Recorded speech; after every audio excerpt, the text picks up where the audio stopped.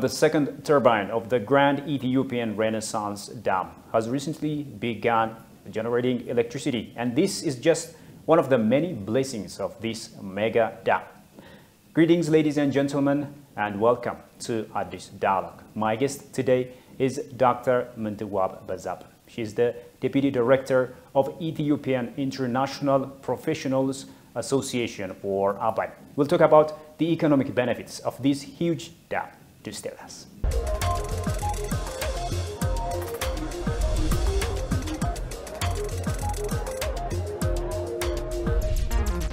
Thank you so much for joining me. Thank you for having me. Since you are also an economist, I want to start our discussion from the economic perspective of this Grand Ethiopian Renaissance Dam. So I really want you to talk to us a little bit about the multiple benefits of the Grand Ethiopian Renaissance Dam for Ethiopians in terms of its economic benefit. Okay, so there are so many benefits of the dam to talk about, but I'll talk about the major two. So one of the characteristic features of the Ethiopian economy is that it is very small in its size. To, for example, give you an example or a comparison, the per capita GDP of Ethiopia is less than 1,000 USD, and compare that to Kenya, which is more than double that size. Ethiopians are infamous for not being able to feed themselves, so that has directly got to do with the size of the economy. Now, regarding the dam, what the GERD will do is it would help enable the Ethiopia's economy increase in its size.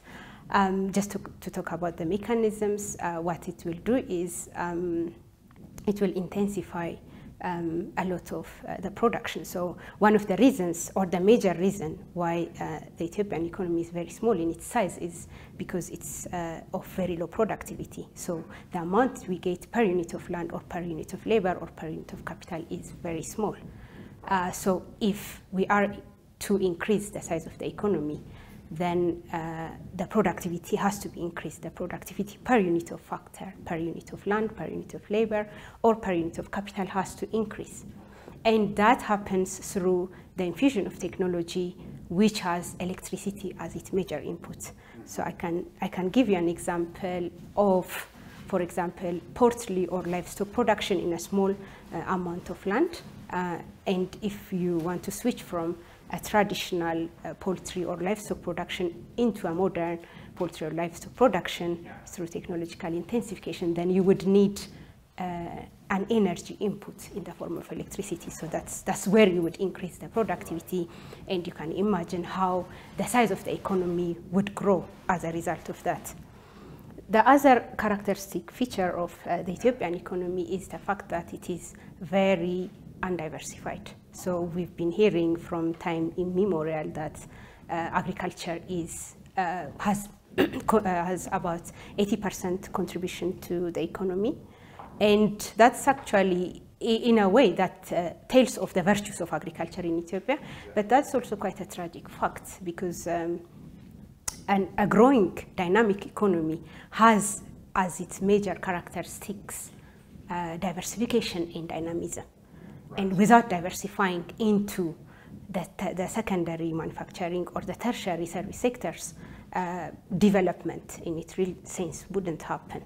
I can give you the example of Egypt, which has 13% contribution from agriculture, about 30% contribution from manufacturing, and 50+% contribution from service. So that's, by African standards, quite a diversified economy. And for us to get there, we need input in the form of energy and electricity, and the GERD would play a massive role into diversifying this hugely undiversified economy.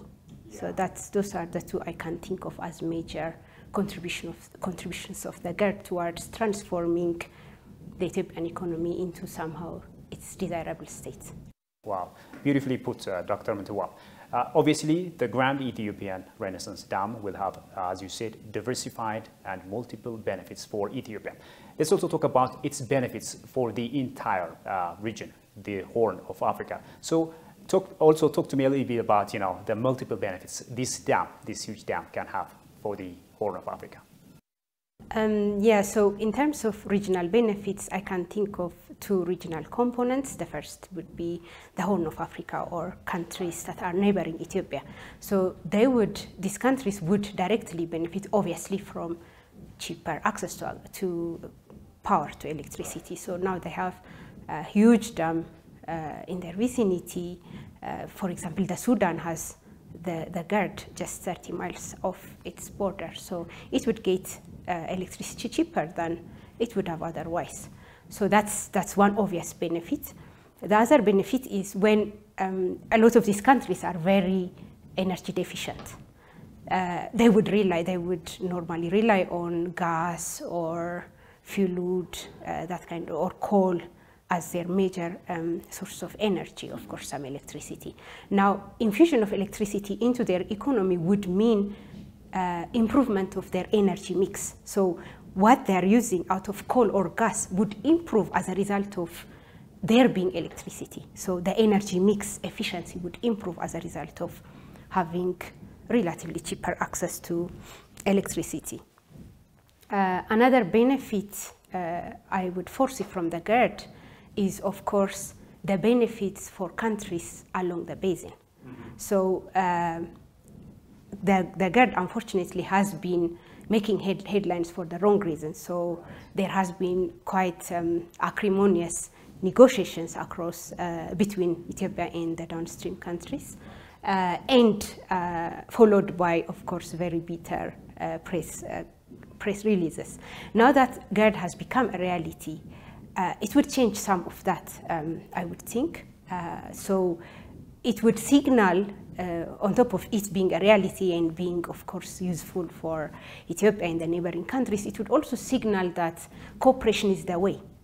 So Ethiopia and the downstream countries, or for that matter, all the countries along the basin, are not the only set of countries that use transboundary waters. There are other countries in the world that do that too. And they do that more or less in a cooperative manner. So I can, for example, give you the example of Lesotho in South Africa.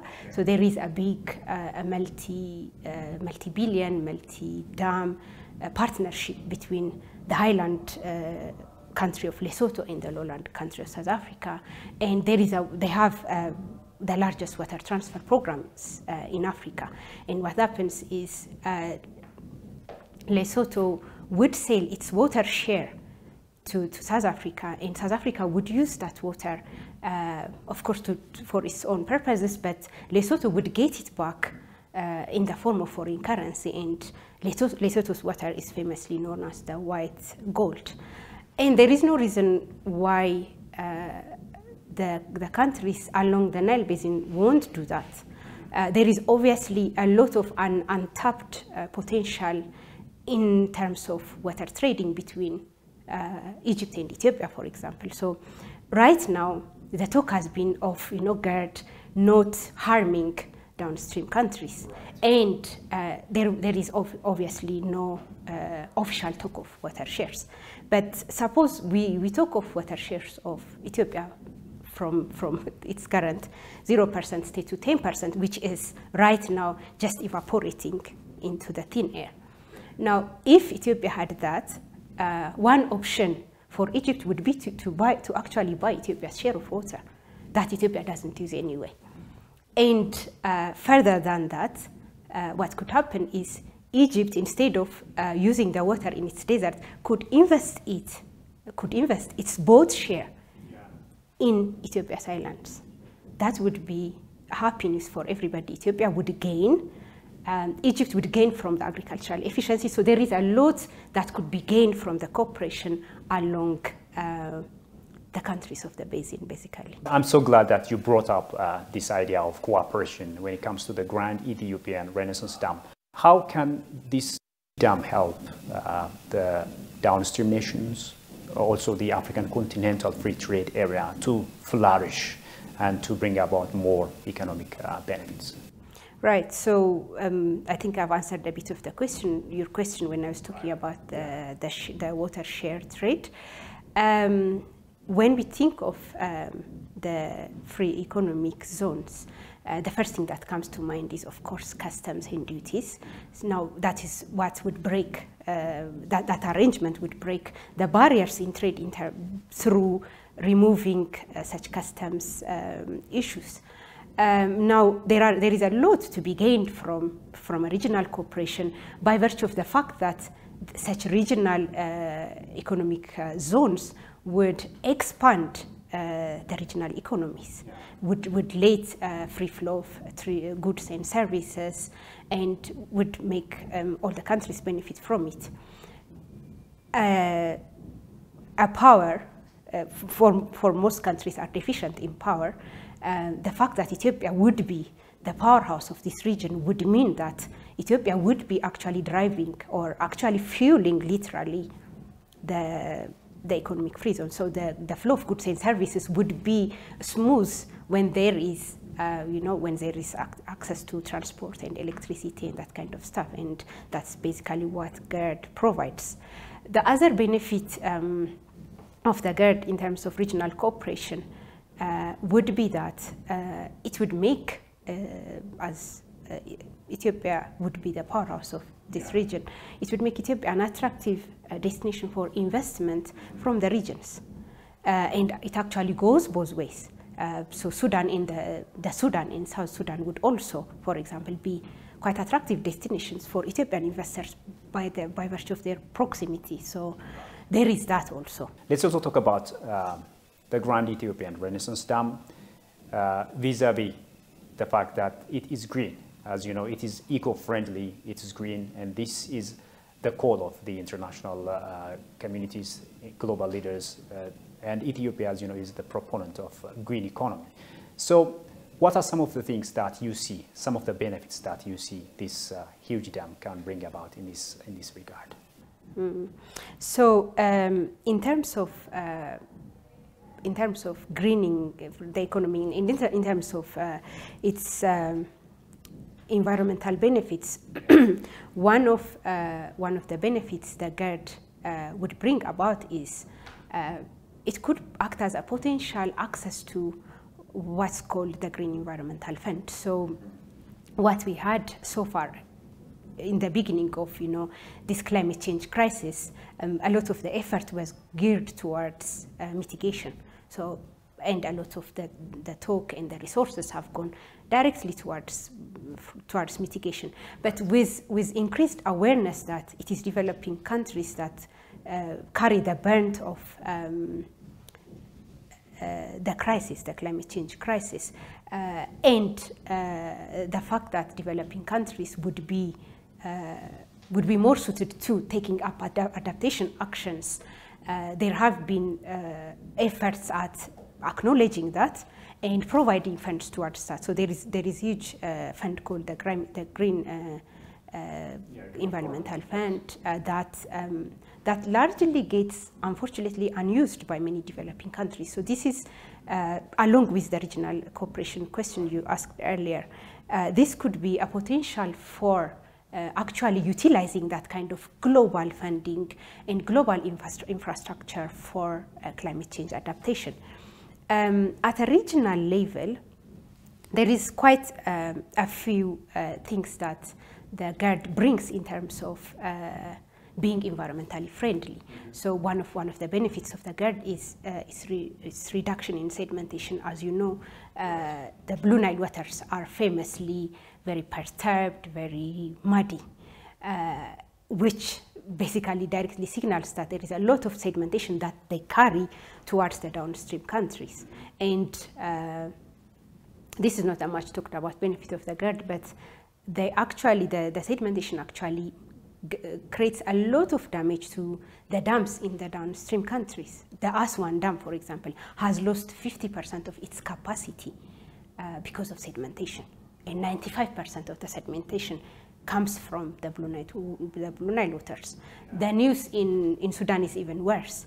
The dams like the Sinar Dam are just symbolic now. They're basically not functioning because they are filled with sedimentation. Even other dams, like the Rosemary dams, have lost 40% of their capacity over the 30-year period. So that's the fact that the GERD has built in its structure a sieving mechanism means that clean water goes to the downstream countries, and it increases the life in the operational life of their dams. So the GERD has this environmental benefit. It also another environmental benefit of the GERD is it actually regulates the flow of water across the year.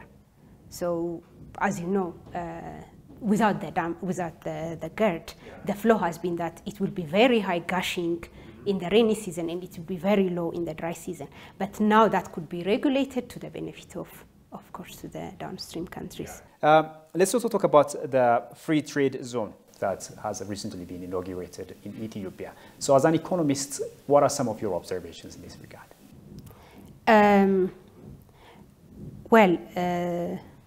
The free trade zone is something that is very much part and parcel of the globalization. So there is so much to be gained from being bigger.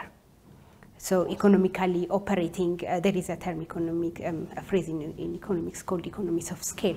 That is something that could be reaped by becoming bigger. So what I talked about earlier about regional cooperation is also part and parcel of that. So it is very much a positive development that not only Ethiopia but other countries should also rally around. Of course, power is a very important component of such integration. Otherwise, regional integration without regional economic integration, without power, without roads, would just be something that would remain fancy and on paper. Yeah. Dr. Mintewab Bezabih, economist as well as Deputy Director of Ethiopian International Professional Society for APAC. Thank you so much for your ideas. A pleasure. And with that, we come to the end of today's program. Thank you for being with us.